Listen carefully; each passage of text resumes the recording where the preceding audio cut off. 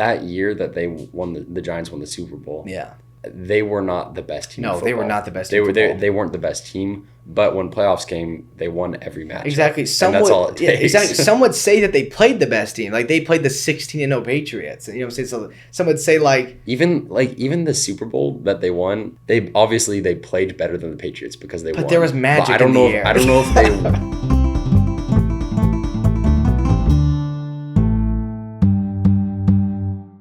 What's going on, everybody? Thanks for hopping in, tuning in, hopping on, tuning in. Exactly. Have a seat right here. Come on, sit down. Take a seat. Enjoy the ride. You're listening in. Latch You're in. listening to 107.8. Please, no hands or legs outside of the vehicle. The Harvester Sports Podcast is getting ready to start. Because it's in for a wild ride. This is episode 42 of the Harvester Sports Podcast. Yep. Your hosts, Noah and Austin. Thank you for coming back, everybody. We took a little break because I was at the Tahoe tournament. It was a lot of fun. Noah kept you all busy, grinding like the man, putting in work hour after hour, day in, day out. Grind doesn't stop. Like those inspirational pictures of the cat just hanging there. It's like, that's just you. Yeah, we need to add that to the... I think we do. It'd be a good fit, I think, next to the Jets logo. Also, is that kind of... Hang in there is kind of a wild thing to stick in an office that's it's like you're just working a 9 to 5 and they've got posters that say, hang in there. It's like, why are you're already assuming that they're going through it. It's assuming it's been like, this sucks, we know, but you just got to eat it. Yeah, that's a very low bar of inspiration to be like, hang in there. Yeah. Like it's not going to be a great day. Nothing, nothing's going great, but just hang in there. It's almost as bad as when it was in math class. And it was like, stay strong. I'm like, my bad, dude.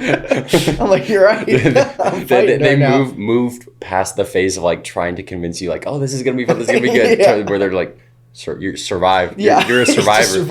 Or if they have a sign up in math class that says God gives his toughest battles to his strongest soldiers. I even want they should change it to just be a real conversation. Just say we know, that would be better. So I could feel I'm emphasizing. So I'm like, yeah, okay, the company's with me.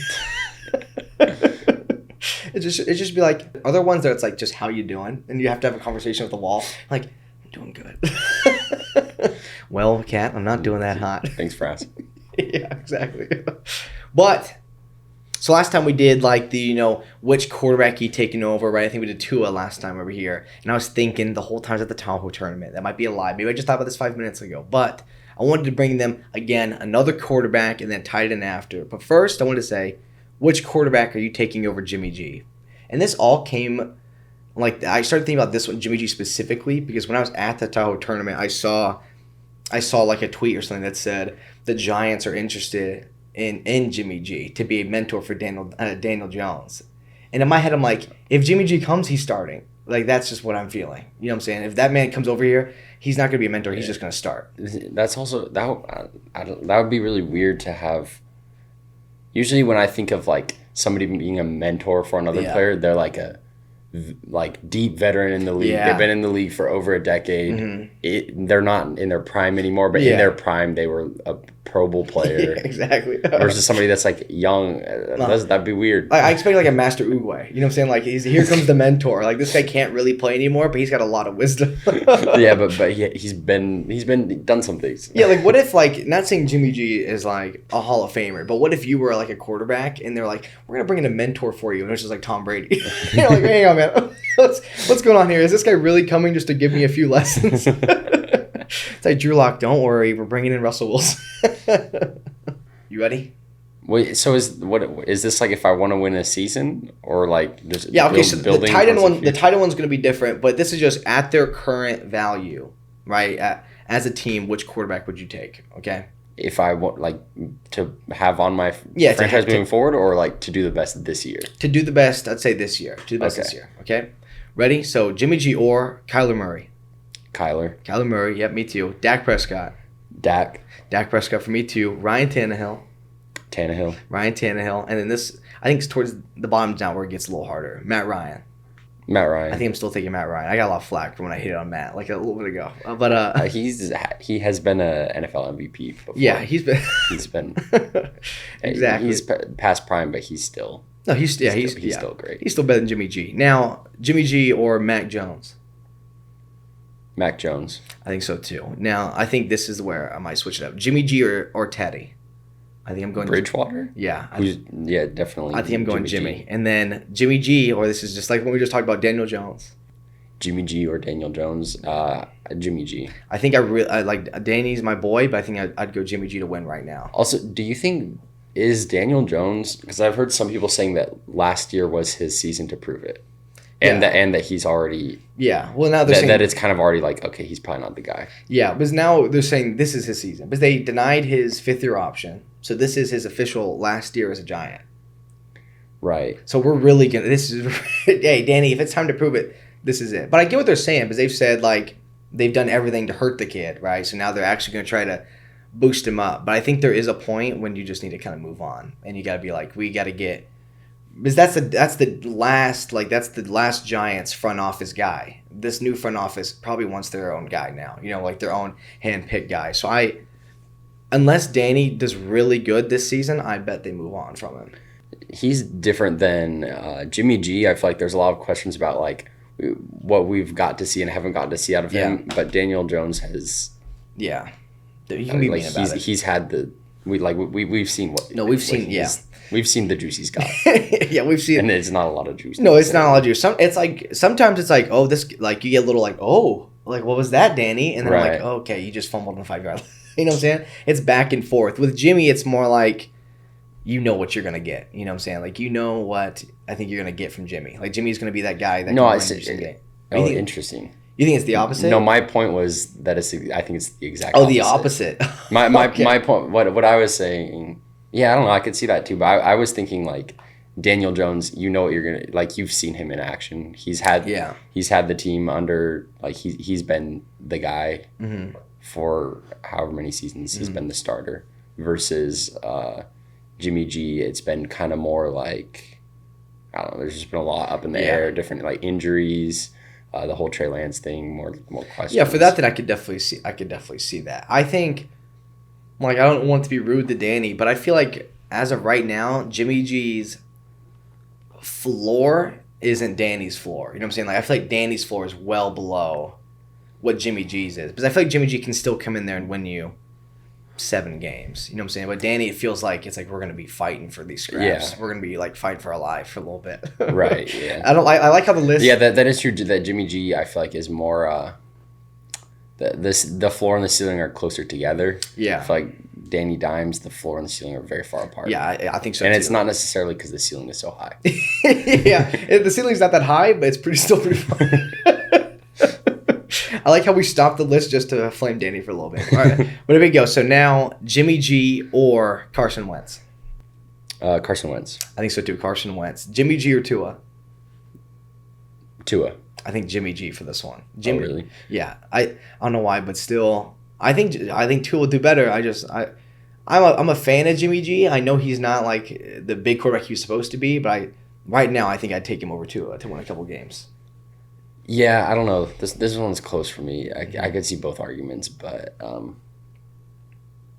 yeah, I don't know. I kind of believe that Tua is capable. Exactly. I think by this year, with the weapons that Tua has, we'll see for sure. Yeah, yeah. If they can't make this work right now, there's a lot of questions about Tua. By the end of the year, we'll know whether Tua's the guy or not. We'll know for sure. And by the end of the year, not the end of the year, even like a few weeks in, probably we might know week 2. It's like, okay. The first time that we see Tyreek Hill open deep, we'll know. Oh yeah. If that ball ends up in his hands or not. Do you think there's a big chance? Like, do you think there's a chance we see conflict between Tua and Tyreek? Like, do you think this has the opportunity to be like, these dudes are button heads, like we see them scream at each other, and then they have to try to like be good in the meeting, be like, no, they're just critiquing each other. You know what I'm saying? It's one of those things where they're obviously screaming at each other, and then after, like, we're just pals. I'm like, well, okay, all right. Did you see that podcast that Tyreek was on where he, I forget what exactly the question was, but basically they asked him to compare Tua and Pat. And he said, like, well, Pat has like a stronger, the gist of it was he said Pat has a strong arm, but Tua is so accurate. And everybody was saying like, that man did not want to have to say that. Yeah. You saw like a little tear. He took a big gulp right there. Yes, he said. Okay, Jimmy G or Jared Goff? Jimmy G. Jimmy G. Yep. Jimmy G or Baker? Baker. I was gonna go Baker too. I think Baker will do good on whatever team he plays next. What? I think Baker will play like well for whatever team he plays for next. The Panthers? Yeah. Oh, I forgot. He did get traded. I've been out of it. How quickly did everybody switch up their opinion on Baker when he went to the Panthers? So fast. So incredibly fast. I was probably one of them. I've been seeing absolutely nothing but... Because I've been saying that Baker's like pretty good, but I've seen so much... I've seen nothing but Baker slander for so long. Mm-hmm. And all of a sudden he goes to the Panthers and everybody's throwing together these montages about a guy we all want to see succeed. Oh, like, yeah. Back when all the Odell stuff was going on, everybody was hating on that man so much. And now you're like, we've always loved him. We've always loved Baker. He was just in the wrong situation. Like, I know some of these guys were in the comments with me or in the video that Odell's like dad posted, hitting that like button too. I was like, yeah, he was open, wasn't he? Right, the video posted. That was the narrative was like, what was it? Baker's so trash that he made us think Odell was washed. Yeah, exactly. And now all of a sudden you want to be like, we've always loved Baker. We would love to see him succeed. It flopped it switched so fast. After he's gone, maybe it's just something with the Browns. Like, it's cursed. Like, it's just bad over there. Yeah. It's just only hate comes out of there. And then he's gone. It's like, yes, be free. It's like, yes, Baker. But the cloud's been lifted. It's almost how fast people turned on Zach Wilson after the news that came out a couple days ago. Right. It's like Zach Wilson's not a quarterback that can lead a team, and now it's like everybody's trading for Zach Wilson. That's why he's the GOAT. Bodies. It's all. But yeah, I think the Baker thing is interesting because he's been one of the more hated guys in the league for the past couple of years, or for the past year at least. For sure, yeah. And now fans are all saying, like, regardless of what team you're a fan of, regardless of who you are, this is a guy that we all want to see succeed in Carolina. Exactly. Like, all right, well, maybe now, but where was that narrative literally 2 days before he got traded? Yeah, it's wild. And now, like, you have to help remind me, Sam Darnold is still a Panther, right? Yeah. That's going to be interesting, isn't it? Is there going to be a battle, or is it just going to be... It's probably just Baker now. I don't know. Everybody's talking like it's just going to be Baker, but I'm sure it's an open competition. Because I had some, like, I was still part of the guys that was like, Sam Darnold looks like he can play sometimes. Like, he looks like he's good, but it looks like the NFL is just so quick to move on. Like, if you don't land on your feet quick, you're just going to get washed away. There's also a man out there named Matt Corral that's just existing on that team. So, so they've got... So they had a quarterback, they drafted one, then they said, oh, okay. And they grabbed Baker too. I mean, for what'd they get Baker for? A 4th-round pick or something like that? It was like a 5th, yeah, something really late. Yeah, I mean, that's nothing. And I think... that's a great... You may as well. Yeah, and I'm pretty sure that the Browns are, like, paid half his contract to send him over too. Well, and I think it's interesting that now we've seen... There's sort of a narrative of the Browns camp now being like, oh, Baker was always toxic in the locker room. He was always this, he was always that, which I feel like a lot of that is them just like covering themselves of like the situation didn't work out, so now they're like forcing the blame on a Baker. But I do to some extent can picture what they're saying about like maturity issues or whatever. Yeah, no, Baker's real. But you remember when Baker was first coming out and it was like, here's a video of him running from the police. Remember that when he was first getting drafted and he was running when he got tackled after like 5 yards? You might have to look at that. This is the funniest video I've ever seen. Man just takes off, instantly gets tackled. There's also that one, what was that one? Was it Orlando Brown who had the weed mask like on draft night and he just kept falling back and back Laramie and back? Tunsil? Yes, Laramie Tunsil. That was the greatest video ever. It's like on draft night, here's a video of this man in a gas mask. I was like, oh yeah, dude. Just kept going and going and going. Yeah, but I think Baker, I don't know. I think he's just always been... He's been like that since college. More of a... He's just... There's players, especially at the quarterback position, there's guys like... Eli was like that. Both the Mannings. A lot of those really successful quarterbacks that had really long careers. They were just like they never said anything. Yeah. Like never like it would get controversial in a press conference or anything. But Baker's more not talkative, but like he wants to speak his mind. No, for sure. And he's always been like the more like... That's why he fit the Browns so perfectly. Because he was always like the kind of louder and more like cocky guy. You know, like when he was at Oklahoma, when he did the whole thing. Flag. Yeah. That whole stuff. Like, if Owen was always like, this is perfect for the Browns. Like, this is just after Manziel. It's like, this is perfect. He's the next heir. Which is, it's tough because you want to find somebody that is passionate and cares, but also is not knows how to like hold himself quiet. Because there's something to be said for just like flying under the radar, never actually giving the media a story or saying anything that's really meaningful. And it's always hard too, because I always find myself on both sides of like, especially with like my uncle being in the NFL, it's always like I want to talk bad about these guys that attack him and stuff like that. But it's like being an athlete, it must be so hard to have to just like listen to it sometimes and have to just like, I can't fight back. I have to just be like this, or the media will say like I'm a bad person because I snatch back at this fan. And it turns out like they're paying your tickets. You know what I'm saying? They're paying for all this. Like, you're like, well, the dude's screaming about my family and stuff on the sidelines, and you take one snap back, and then you're the bad guy. That must be hard. I can't imagine that.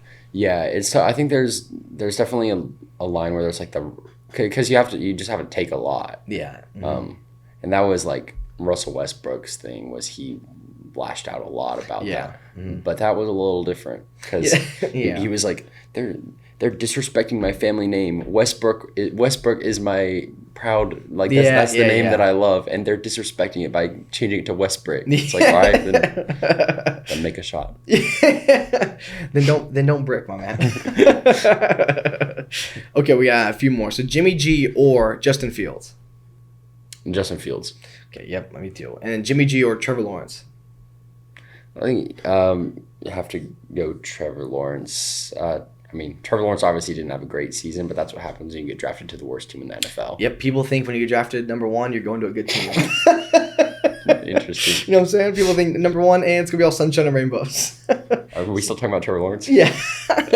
Luke's right behind you. Can you feel the heat in the back of your head? And then the last one, Jimmy G or Drew Lock. This is potentially, where you might end up. Oh, that's interesting. That's a tough one because it's been a minute since we've gotten to see Drew Lock in action, right? I remember seeing Drew with his little Buzz Lightyear thing. Remember that? The Buzz Lightyear celly's pretty cool. It's pretty clean. I tried to tell Derek to do the whatever Buzz Lightyear's enemy was in the movies, like the big robot guy. Zurg? Yeah, I tried to tell Derek when he scored a touchdown to hit this one. If he did that, would people have any idea it was Zurg? No shot. Derek Carr hits this celebration. So what he was doing there when he scored against the Broncos. If you have to explain your celebration. Well, you guys see, he did Buzz Lightyear, so I did Zorn. You know what I'm saying? Based on what I've seen recently, I would say, based on the past season, I'd have to say Jimmy. Mm-hmm. That being said, when Drew was playing more often, he showed flashes. He could be really good. So I think I would go Jimmy too. And it's also getting weird because Jimmy G, right? Like Baker just went to the Panthers. The teams that need a quarterback, very small now, right? That's a very small few group of teams. If you're the Niners, obviously you've held on to Jimmy G because you think, right, he's better than Trey Lance at least right now, right? Or could play better than Trey Lance for right now. If you're now ready to start Trey, would you send Jimmy G to a rival? Because it looks like you've been like, Jimmy G's pretty good. I didn't even think about that. You know what I'm saying? West, yeah. You know what I'm saying? It's like Jimmy G's pretty good. Are you going to send that guy that you've held on to because he's good to a division rival? I would be very down to see the Jimmy G revenge show. Yeah, that would be interesting. Because the group of teams is really small now, for it than quarterbacks. Yeah, and most of the teams that are like, they could take one are probably going to end up being a team that's going to draft one pretty high next year.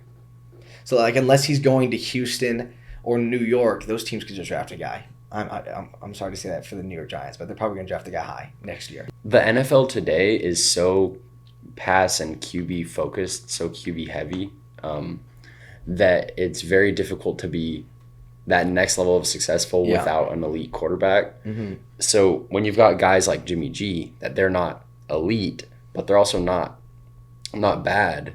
When you've got sort of middle tier quarterbacks and you're a team that needs a quarterback, and it's like, are you going to go very far out of your way to get somebody that's like a Jimmy, like a Baker, or are you just going to wait until you can draft a guy that you think can be that can be better. Guy. Exactly. Because it's hard to with a middle of the road guy and good pieces around him, you can get pretty far. I don't think you can win a Super Bowl. Yeah, because it's different. It's like the Rams, right? When we talk about the Rams, they're such a good team right now. They can get rid of all their picks, right? They don't need them. They'll just get guys that are good now. A team like the Texans can't do that.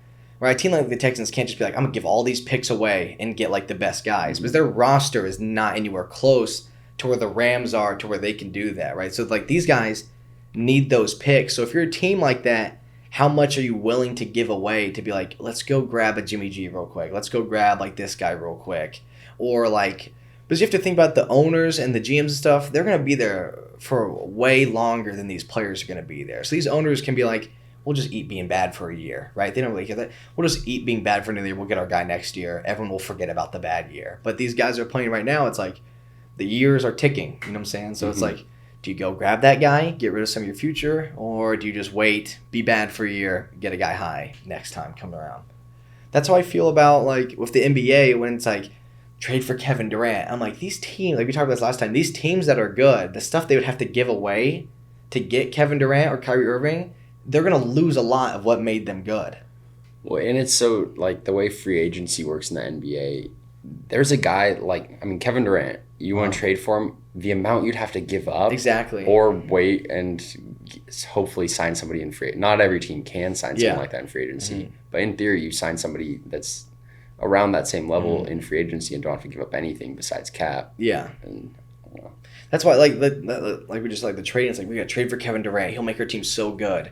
But now we're gonna lose like our entire bench that made us good, right? Our entire bench that came in. Probably gonna use a star 2 players and hope that this one player can take the spot of all this other stuff we lost that made us good in the first place. So it's risky. Like these guys just have to decide: are we gonna be bad? Or are we just gonna go get a guy? Maybe he'll take us a little bit there. But I don't know. Like, do you think there's a team right now that is a Jimmy G away from a Super Bowl? Like, probably not. I don't think. Like, like a roster that that's a Jimmy G away. No, because there's no team without a quarterback that is. Yeah, exactly. If a team doesn't have a quarterback, they're not competitive. Like the 2 teams I mentioned, like if you take Jimmy G and you put him on the Giants, they're not Super Bowl contenders. You know what I'm saying? So the Giants really don't need to go get their Jimmy G to boost them to the next step. It's not going to get you to where you want. Just be bad for another year. Might make the fans a little less angry. Yeah, but I don't. No team wants to eat being bad for a year. I don't think. Yeah. Like not that bad. Like it. In terms of your overall future, it doesn't help. But in terms of throughout the year, I think you would rather go 7-9 or I guess you would rather go 8-9 than 4-13 or whatever. Yeah, that is very true. Yeah, and it's always like we all said, it's a business too. You're gonna get a lot more of that moolah if you're doing good too. You know what I'm saying? All that stuff's gonna go all the way up. Make more money, play better. You know what I'm saying? Whoa. Stop what you're doing. I know this podcast is going really well, guys, but we got something to tell you. We have some really exciting news. We have partnered with Chalkboard. Chalkboard, everybody. Which is an app that is actually incredibly cool. It's really sick. It's a way that we've created a group chat. It's sort of like a server. I don't know if you're familiar with Discord. Yep. Kind of like that, where y'all can all hop in. And we've got different channels for different sports. We can argue about sports, talk about sports, whatever's going on. We're also going to use it as a way for you guys to suggest topics and ideas about what you want us to cover on the podcast, stuff you want to tell us. We'll be in there talking back, chatting. Other fans of the pod will be in there. Whoa, did you just see that play? Oh, yeah, I'm watching that game too. Exactly. We want it to be more like, like a family. Like, we want to be able to communicate with you guys. If you guys want to argue with Tyler's in there. Maybe randomly, like a Pokemon, a wild Derek Carr appears. You know what I'm saying? Like, stuff like that. The whole family's going to be there. The whole Harvester family's going to be there. It's a great way for you guys to communicate with us. We communicate back. It's a lot of fun. If you're watching this on YouTube, then the link to join that will be in the description. Click on that, install the app, and you'll hop in, join the thing. If you're listening... Who do you think, if you had to make an estimate, or if you had to guess, is going to be the worst team in the NFL next year? Or you can maybe give me your top 2 or 3, because I think I have mine. I don't think it's going to be the Jags again. I don't think so either. Who were the worst teams last year? It was Jags, Lions. Jags, Lions, Jets were down there. Yeah. I don't think Jets are going to be down there this year. I don't think they're going to do that bad. I don't think the Lions or the Jags are going to be down there. Mm-hmm. I think I'm going to go with my two worst teams are going to be. I'll say the number one overall pick is going to be. I think it's going to be the Seahawks. I think the Seahawks, if they don't make any trades right now, if they don't go and get a quarterback or they don't do anything, I think the Seahawks are going to have the worst. I think the Seahawks are going to have the number one pick in the draft next year, if they even have a first-round pick. Yeah, so you think the Seahawks are going to be the worst? Yeah, I think the Seahawks are going to be the worst team, and I think then it might be, even though I just praised them, I think it might be close between the Falcons and maybe the Bears again. Like, I think my three bad teams, I think it's going to be Falcons, Bears, Seahawks are going to be three of the more worst teams in the NFL. Oh, interesting. I think the Falcons win at least 6 games. Yeah. I would say, and you're not going to like this answer. Yeah, okay, I'm ready. I know who. Okay. Well, now I already know who it's going to be. I just noticed you and Dave are twinning today. Oh, yeah. We're pretty cute. Yeah. If today I had to predict who's going to have the worst record in the NFL next year, I would pick the Giants. Okay, in my heart, I knew that's what I should have said, but I didn't want to. But I think because there's close. The Giants. Well, they were probably like 4th worst record last year. Yeah. What has gotten better for them? Not much. Hopefully, Saquon has a healthy season. Yeah. And if Saquon has to put the team on his back. My dream Giants season would be drafting top 5 again and Saquon having a good comeback player of the year season. Like, that would be like, oh, it was fun. Like, oh, it was a good season. I would say, looking at teams that will finish towards the bottom next year, I'd say them. I'd also say, I think the Texans. I think out of the teams that drafted top 3 last year, what was it? Jags, Lions, Texans all drafted top 3 this past year. Yeah, I think they will all be drafting outside of the top 5 next year. That's good. I think that's that controversial to say. It's not crazy to say that. What's It's not ridiculous to say that. Yeah, I don't think that's wild either. Yeah, because Jags, if Trevor Lawrence is more developed, they should be better. Mm-hmm. Texans, they've figured out they had a rookie quarterback last year also. Mm-hmm. And I actually really like him, and they could be better. Now they got Brandon Cooks on that Duffy. The Lions picking within the top 3 last year was ridiculous. Yeah. They were picked number 2. Yeah. Like, they had so many games. they had so many games that they could have won. They were probably like the best team ever to. Yeah, they were the best worst team of all time, probably. Yeah. But so taking away like draft picks, like moving up and down, right? So say like every team had their first round pick, right? And every team had picked based off how they did in the season. Do you think the Packers next year pick past the top 20 or under the top 20? Like, do you think the Packers losing Devontae Adams? No, the Packers, I think, still the current wide receiver core. I think the Packers are still within the top 12 best teams in the NFL. Yeah. So okay, that's what I think too. I think they're gonna find a way to make it work. Like, I think Aaron Rodgers is still they still far good enough to carry a team. They've still got Aaron Rodgers passing the ball, and they've got Aaron Jones and Quadzilla, AJ Dillon running the ball, so they're still. And with Tom Brady coming back, do you think the Bucs picking in that top 30 spot, or you think they're moving down? Top 30? Like, you think they're gonna be like deep, like I meant like 30 and up. Yeah, I meant be in the top. Yeah, I meant 30 the other way. Like, you think they're gonna be Super Bowl bound, or you think what? No. You don't think they're gonna be back again? I think Tom Brady doesn't win another Super Bowl. That's a bold. I like that statement. Do you think he wins another ring? I don't think so. I mean, granted, I have no basis to say that because people could have said that. Yeah, a decade ago, or after each Super Bowl he won, people could have said that, and it would have been like, "Oh, that's not after like the third one. He's all done. Fourth, he's all done. Fifth one, yeah, so he definitely could. Can I say something? I would say wild about Tom Brady, and this is not me coming from the side of a Raiders Giants fan.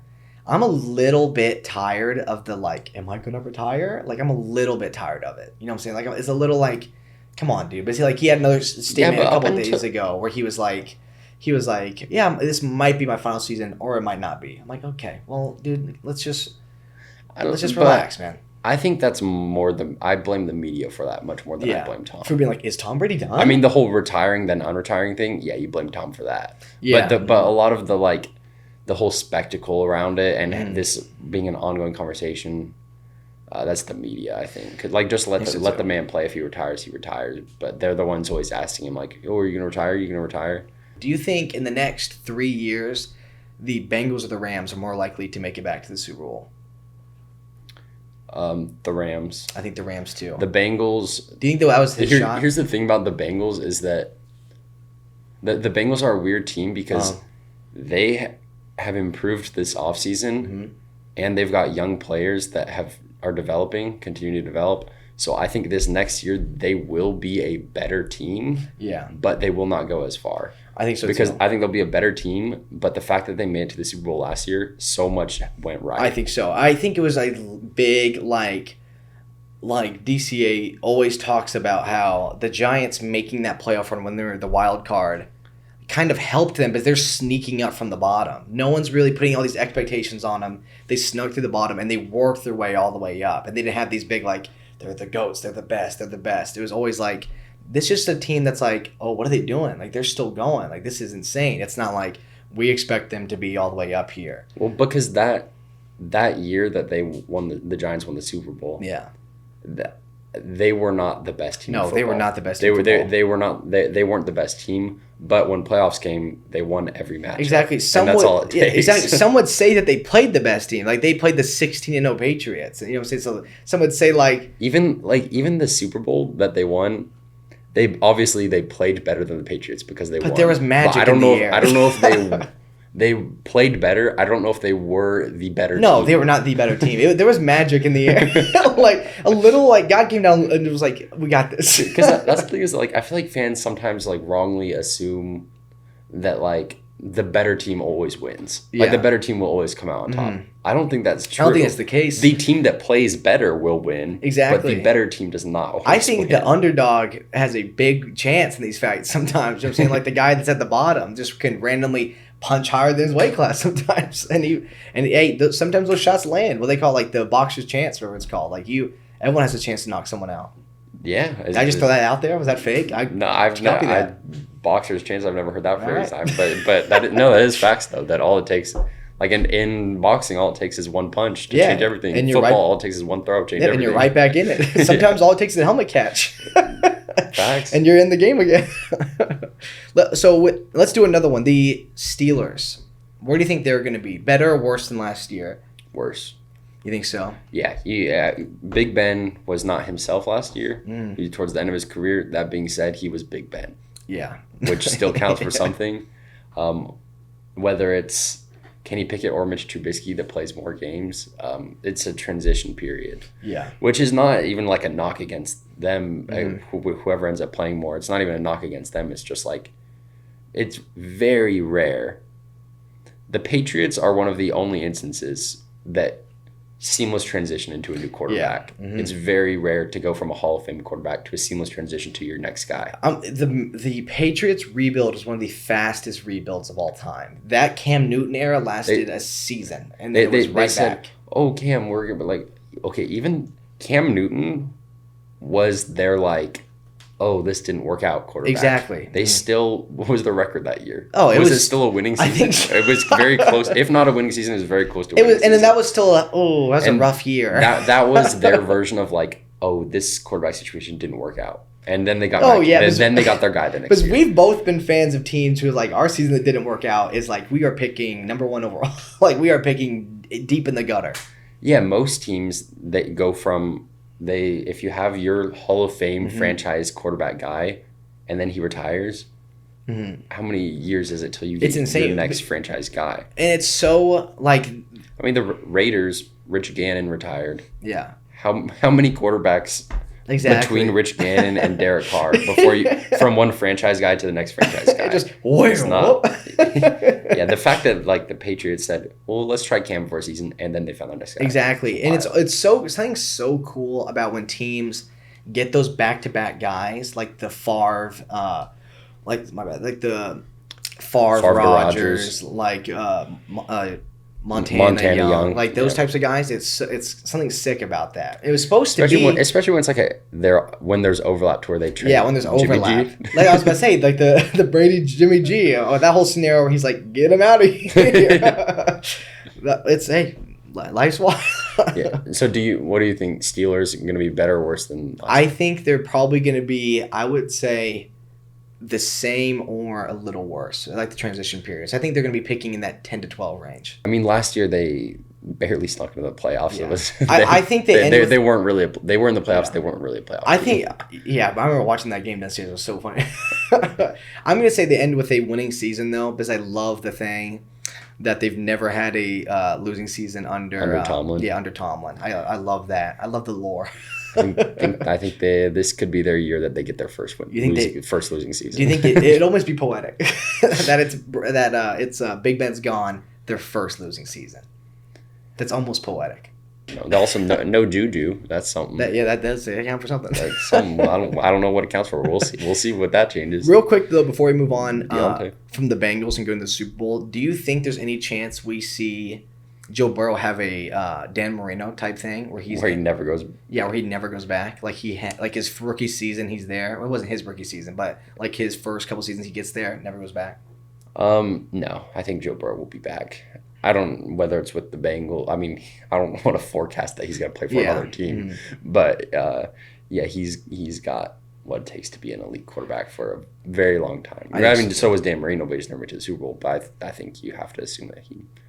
I think you have to assume that he makes it back. Also, we're approaching a different era of Super Bowls, where there are more players, more quarterbacks that will have an opportunity to appear in a Super Bowl. Yeah. For the past, 15 years? 15 years. It was one quarterback. The AFC quarterbacks, it's very tough for you to play in the Super Bowl. Mm-hmm. Now that we won't have one guy taking up like 75% of the AFC QB appearances in the Super Bowl, like it will be easier. Yeah, there's a good chance for people to actually playing it now. Unless we can get another guy that starts. Unless it's Mac Jones again, and he's back.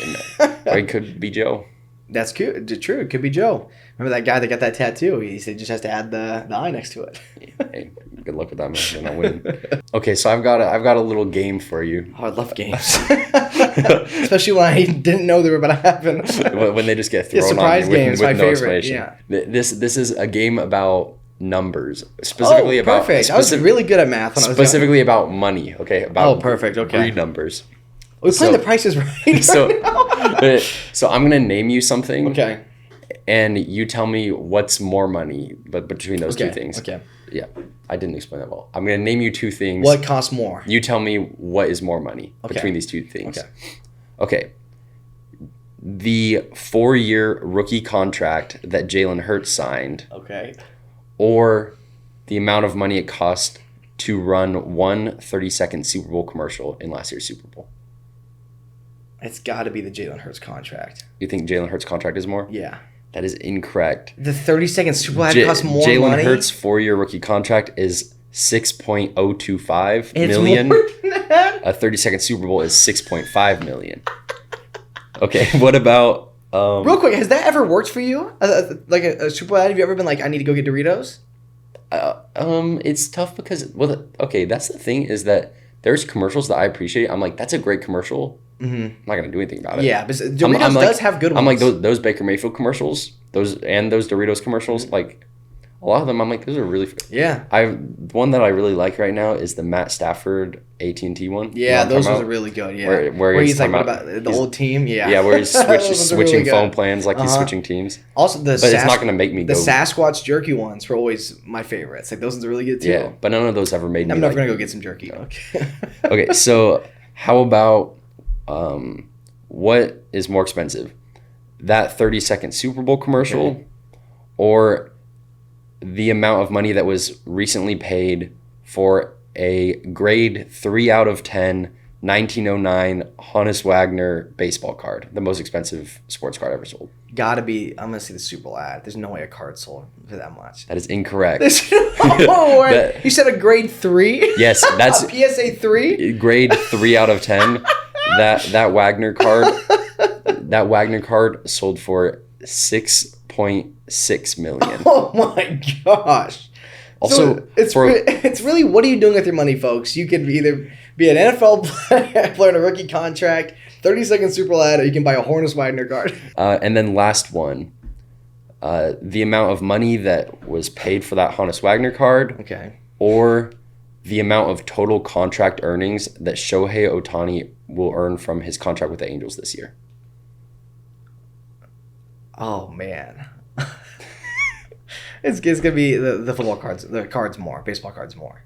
You got one right. There we go. How much is Shohei making? Because it would make too much. Yeah, it made too much sense. Yeah. Yeah. I knew. I could. If I was thinking it was going to show, I had to go the other way this time. Shohei Ohtani, the reigning AL MVP, is set to make $5.5 million this year from his contract. The proclaimed Babe Ruth of our era. Because I think the reason for that is the MLB has like particular regulations and stipulations about players that come from international leagues or something where they can't get paid over a certain amount. I don't know. But after that contract is over, how much would you pay Shohei Ohtani? No, exactly. Because that fits perfectly right in, because we were just about to talk about like Juan Soto's contract that he rejected. It was like $440 million, 15 years. Did you just say Juan Solo?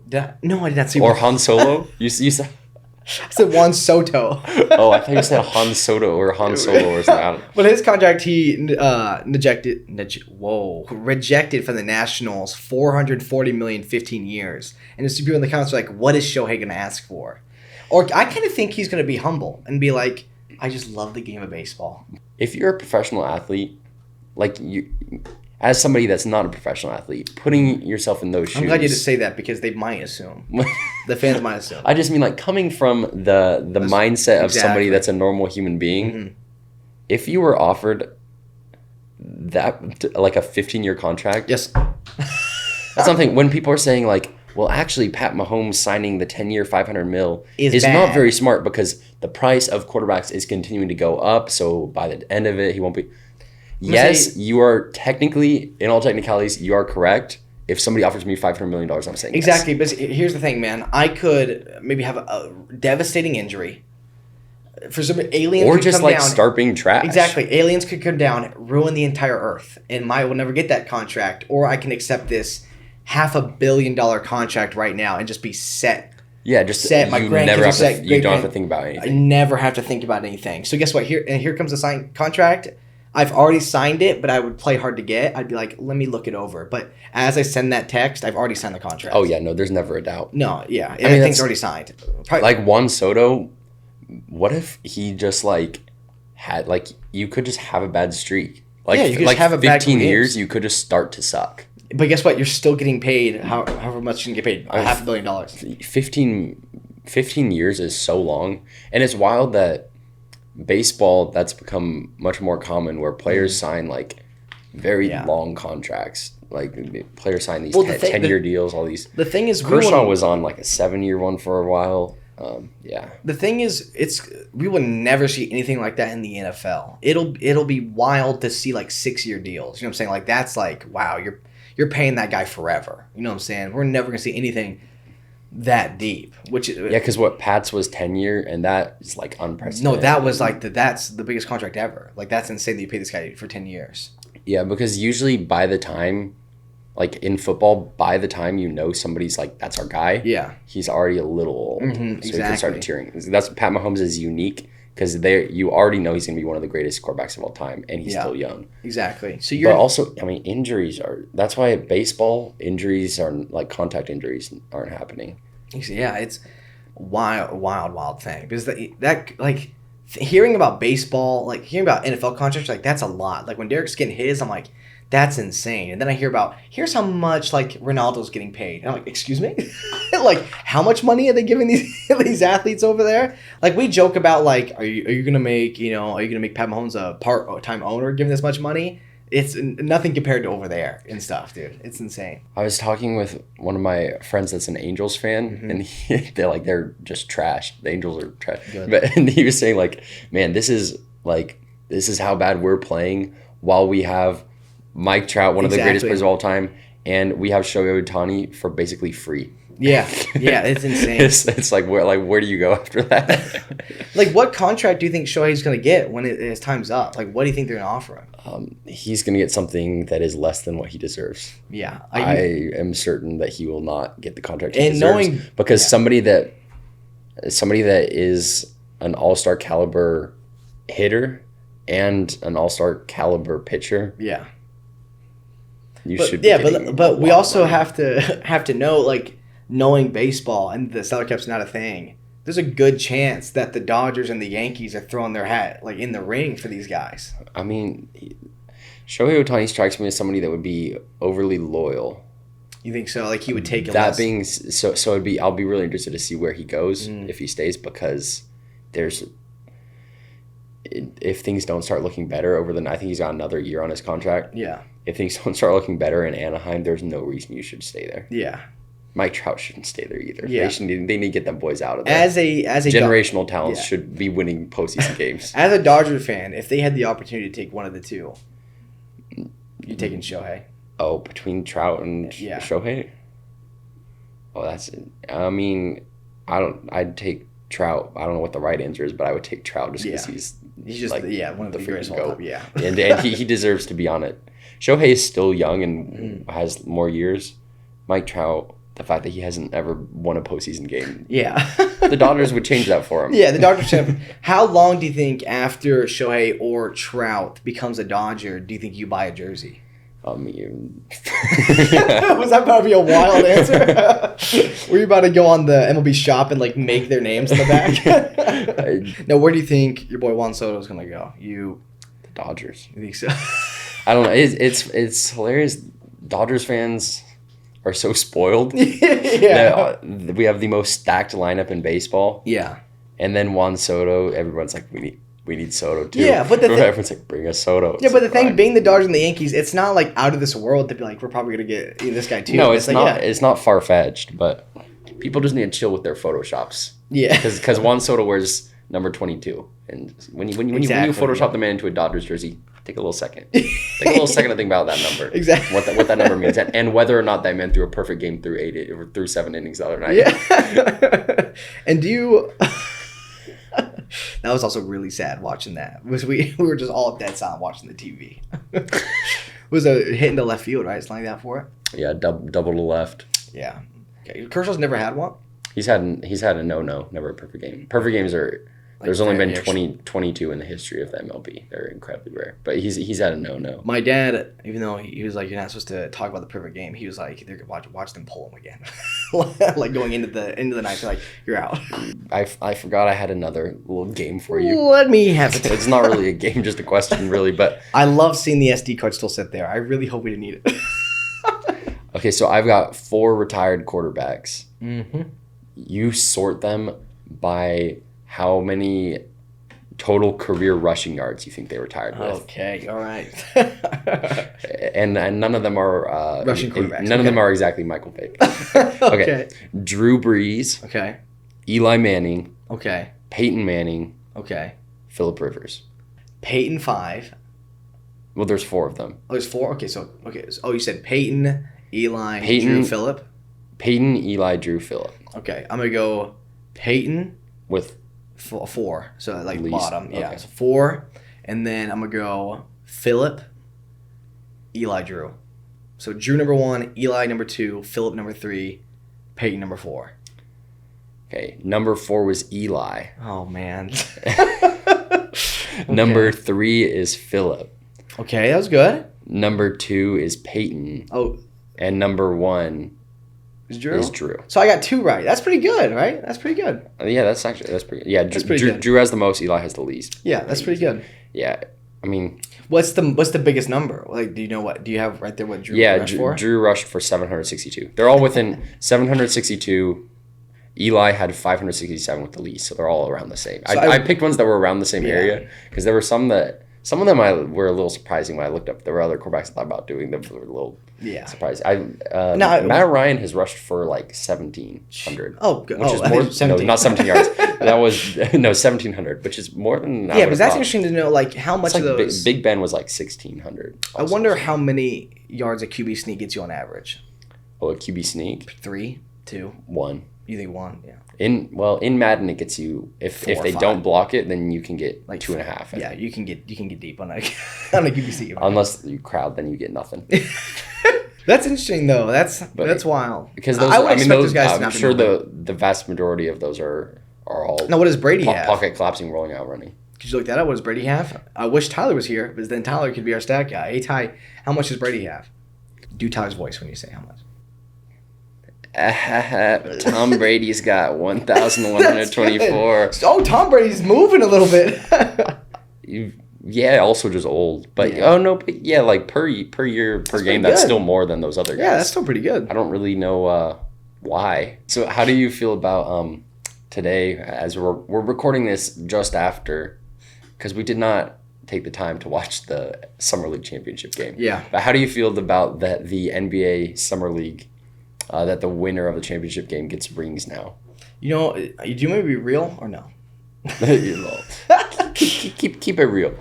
Keep it 100. I'm gonna keep it real. I'm gonna be honest. I don't know if they don't promote it as well, but I didn't know it was happening today. Yeah, I didn't either. The championship was happening. Yeah, I had no clue. So no, I mean, they don't even promote the Summer League that well, besides just like posting on Twitter. Chet Holmgren is him. That's the only thing I see about it. Like, I think of a lot of these things where it's like, why doesn't this give me views, stuff like that. Like a lot of times, like WNBA draft and stuff like that, or the WNBA like championship. Sometimes I'm just like, it's like, here is the champion. I'm like, I like, how did I not even notice that? Like, I kind of wish they did a better job promoting this stuff, because I'm on like ESPN a lot, stuff like that. If they actually promoted it, there's a good chance I watch it. You know what I'm saying? Like, there's a pretty good chance. But it's like the Summer League, no clue what's happening today. Yeah, I have a lot of gripes with ESPN, the way they run social media, because it's so like, if something involving LeBron happens, everywhere. Absolutely. How many pictures of him did you see from his tournament he played in like a day or two ago? The Drew League, yeah. Yeah, everywhere. Yeah, so football, basketball, like not even basketball, just NBA and NFL, they will post everything. Yeah. Anything that happens outside of those two, they will post nothing. No, it's not happening. Jazz Chisholm, who plays for the Marlins, did like a little Euro step, because he always does a Euro step when he hits a home run as he approaches home plate. LeBron tweeted about it, and so ESPN posted it, like in the context of LeBron said this about what Jazz Chisholm did, but not just this what Jazz Chisholm. Yeah, that's cool. And everybody in the comments was like, "Oh wow, we finally found what it takes to get them to post about baseball." Yeah, it's LeBron. And even then, it's also the way that they refer to players. A bench player in the NBA that gets 1 minute every game will get referred to by name as though it's a household name. Yeah.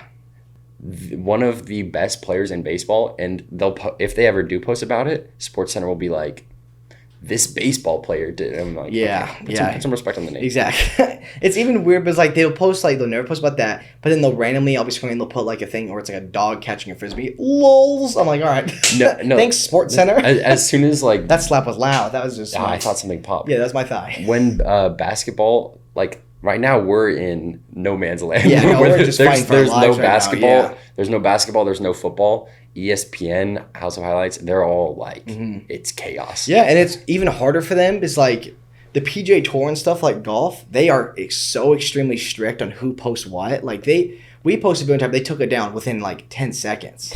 Because they're like, only we can show golf. So they're like, no one can show golf. There's no news happening right now. They're kind of just like firing. Like off, please LeBron, tweet something. Again, like if this stuff was promoted more, sick. Like the Summer Leagues, if you said they get rings now, like that's cool, man. The fact that they get rings is goofy to me. I feel like giving them a trophy is like, it's whatever.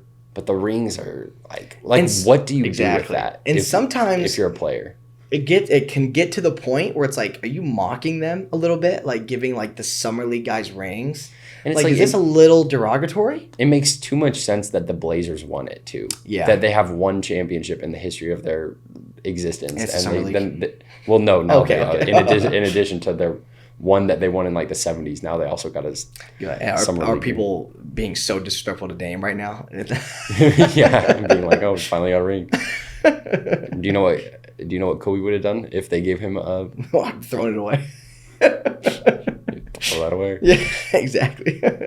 Also, I wanted to ask about, because that's been the thing that I've seen the most as the summer league's been going on, is every time Chet Holmgren lives or breathes, they'll post something being like, he's doing it. He's doing Chet.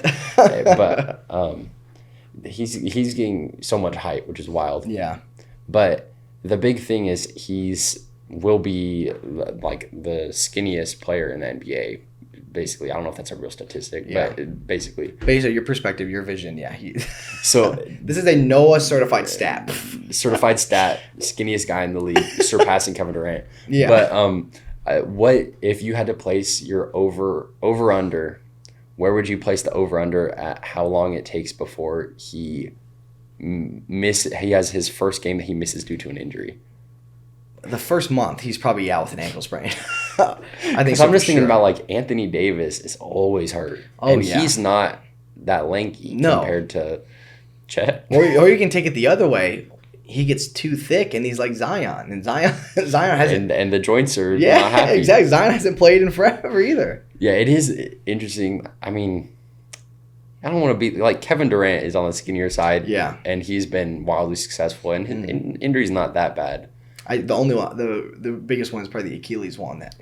But it's hard to not be coming from a Lakers fan who's scarred with all the games that AD misses. Yeah, it's hard to not be like, Yeah, it's not what's going on here? Like, oh no, please be healthy. Drink milk. Yeah, drink some milk, man.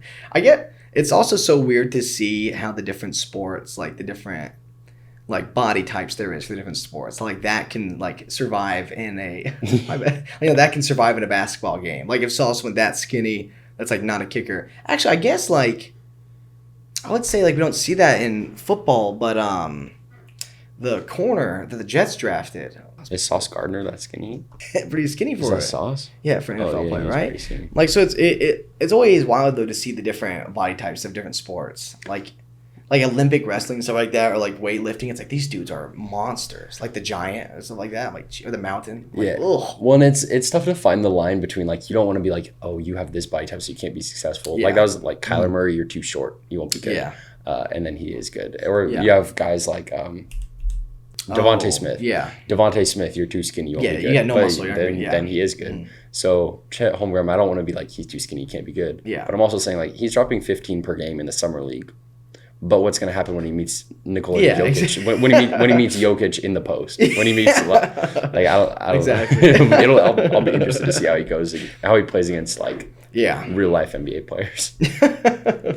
Okay, so while I was at Tahoe, me and all the Carr family, we went to a dinner, and we're all ordering food, and I got really judged based off the appetizer I ordered.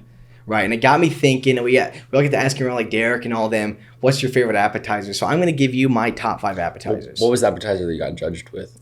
Or is that one going to be on the list? And you go, okay. Do you want?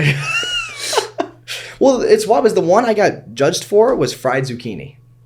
I think fried zucchini is very good. I like fried zucchini a lot, right? That's not that wild to say. Before we do the list, though. That's not ridiculous. Yeah, before we do the list, are we going to count wings or no? Because wings. Okay, I think. Because wings for the purpose of this, even though they're typically found on an appetizer menu, sliders, wings, stuff like that does not count. Are we putting quesadillas on there? But sometimes I think quesadillas can be slipped to that's a meal also. Stuff that you can order off the appetizer menu as your meal, and it wouldn't be weird, does not count. Wings, sliders, quesadillas. Okay, so not counting wings, this is my... So this is stuff that, if you had it as your main meal, it would be very weird. It'd be very weird. But my list is also very weird, and you guys will see why I got so criticized. So I'll go from 5 to 1, okay? 5, I have fried dumplings. We can all agree those are pretty good, right? We talked about it. They're very good. Mozzarella sticks are coming at 4. Chips and guac 3. This is the part where it got a little heated, okay? I have edamame coming at the number 2 spot. And I have grilled oysters coming in at number 1. as my top 5 appetizers. You guys can put them in the comments too if you want. And flame me just as the family. The first 3, I was like on board. I was like, this is better than expected. Edamame should be nowhere near anybody's list. Oysters, I don't know. It's wild.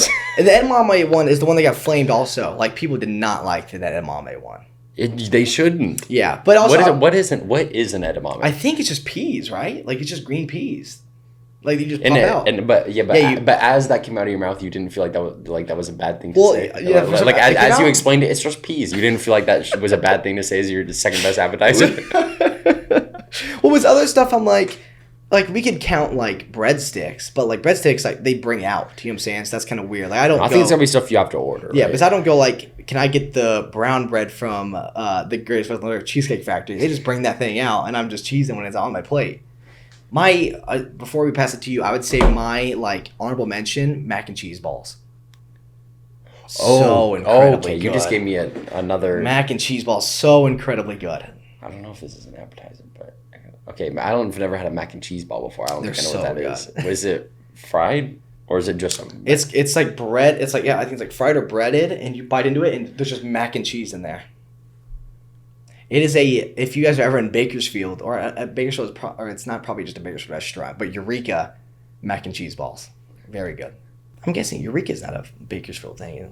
No, they've gone in slow. I don't know how many they have other places, but they've got them around. Sometimes I feel like they're trying to oppress my appetizer menu because they're like trying to bring you down. It's like, do you want a real menu item or do you want this appetizer of wings? I'm like, why are we like hating on wings? Like, why are they so down here? No, that's what I'm saying. Like, why are we putting them in like this? Appetizers seem like it's not. They're trying to make it like this isn't real food. You know what I'm saying? I'm like, this is the best. Like, why are we hating on it? I mean, yeah. When I go to like Chili's or anywhere that has an option to do it, my go-to is gonna be to get an appetizer sampler platter as not as appetizers, but my thing where I get like 3 or 4 different appetizers. I'm like, and just grub. You just got me thinking about that. Oh man. Okay. I think I've got mine. It's let me hear your 5. I'm a little unsure because I think I had a brain fart and lost one of them. Okay. Maybe as we talk, you'll remember it. But I'd say starting off at the 5 spot, I had tough time with this one. But I think my number 5, I'm gonna go with the like spinach artichoke dip. Yeah. You're dipping something in it. So yeah, I'd say at the 5 spot, spinach and artichoke dip. That's pretty good. That's really good. I like that option. And then moving up 4 spot, I'm going loaded potato skins. Okay, I saw you grubbing those yesterday. Bacon on them and like all the works. All the necessities, yeah.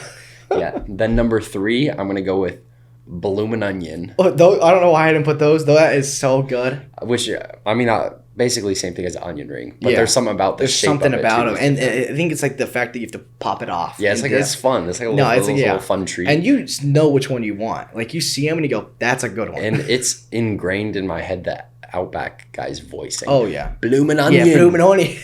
And then number 2. This one is. Here we go. This one might be a little wild because you can't. I don't know of anywhere around here in California that you could get them. But when I went to the South, I had them. Very good. Fried grit balls. Okay, I thought you were about to say hush puppies. Like for a second, those are good too. I don't know if I've really had hush puppies. But that's okay. Hush puppies are just fried bread. Yeah. Fried grit balls. Will change your world. Okay. They might actually be my number 1. I don't know, but the fried grit balls that I had in I don't know if it was North or South Carolina, but they are life changing. Perfect. And then your number 1 spot, what's coming in? And then number 1, I'm gonna go with calamari. Yeah, that's the necessity. If that's on the menu, it's coming home. Yeah, calamari. There's nothing to say. No, there's nothing to say. It's just great. Now, how much of your calamari choice? I have family. I love calamari. I have family who won't eat the one that look like octopus, who won't eat the one with the legs. Here's where that goes right in. Don't care. Like they're more the fan of the circular ones. That's their. There's idea. A lot of variants where there's the ones that are more like little and stringy. Yeah. And like that look like an octopus, and then there's the ones that it's like a finger. Yeah. Every once in a while, there's ones that are just thick. No, there's one that's just a clump. And I'm like, this is gonna be good. I guess it really all it affects is the ratio of squid to to batter, to exactly. fry. So on the menu, if all of those in your top 5 are on the menu, you're coming home with the calamari. No, I'm coming home with fried grit balls. So maybe that makes them number one. so I guess if that's the definition, then your fried grit balls are up there. But that's because it's more it's more rare. It's a delicacy. Like there's no delicacy quite like a fried grit ball. Like if we went to go eat dinner and you looked and it said fried grit ball, your eyes awaken. You're like, there's no way. No, I wouldn't order any. I wouldn't order a main dish. I'd order a bunch of fried grit balls. Like that might be to the point where you have to Google your own recipe to try to make them at home, or is it not the same? How am I gonna fry it? I don't think I think they're deep fried. Oh, air fryer can't work, huh? That's not gonna cut it. Can you air fry grits? I don't know. That might be. I don't know what the. I don't know. That got to figure something out. There's got to be somewhere. There has to be.